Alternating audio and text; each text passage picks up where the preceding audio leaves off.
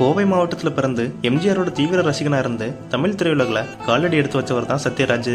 முதல்ல வில்லனா தான் திரையுலகுக்கு அறிமுகமானாரு. அதுக்கப்புறம் கடலோர கவிதைகள் என்ற படம் மூலமா சிறந்த நடிகரா மாறி வில்லாதி வில்லன் என்ற திரைப்படம் மூலமா இயக்குனராகி லீ அப்படிங்கிற திரைப்படம் மூலமா தயாரிப்பாளராகவும் மாறினாரு. கிடைக்கிற எல்லா வேடங்களையும் நடிக்கக்கூடிய சத்யராஜுக்கு 9 ரூபாய் நோட்டு திரைப்படமும் பெரியார் திரைப்படமும் அவருக்கு பல்வேறு விருதுகளையும் பெற்று தந்தது. சத்யராஜோட உண்மையான பெயர் ரங்கராஜ் தான். இவருக்கு 2 இளைய சகோதரிகளும் இருக்காங்க. கோயம்புத்தூர்ல உள்ள ராம்நகர் உயர்நிலை பள்ளியில படிச்ச அவரு SSLC தேர்வுல வரலாறு மற்றும் பூகோள பாடங்கள்ல முதல் மதிப்பெண் பெற்று தேர்ச்சி பெற்றாரு. கோயம்புத்தூர் அரசு கலைக்கல்லூரியில சேர்ந்து அங்கேயும் தாவரவியல் இளங்கலை பட்டமும் பெற்றிருக்காரு. இயக்குனர் மற்றும் நடிகரான மணிவண்ணன் அவர்கள் PUC படிக்கும்போது அவரோட சக மாணவனா இருந்தாரு. அங்க இருந்துதான் சத்யராஜ் மணிவண்ணனோட நட்பும் தொடங்குச்சு. சத்யராஜ் சின்ன வயசுல இருந்தே எம்ஜிஆரோட தீவிர ரசிகர். சத்யராஜ் கதாநாயகனா நடிக்கிறதுக்கு முன்னாடியே பல படங்கள்ல வில்லனா நடிச்சிட்டாரு. வில்லன் வேடங்கள்ல மட்டும் நடிச்சிட்டு இருந்த சத்யராஜ பாரதி ராஜா தான் கதாநாயகனா மாத்தினாரு. அதை தொடர்ந்து முன்னணி கதாநாயகனா உயர்ந்தாரு.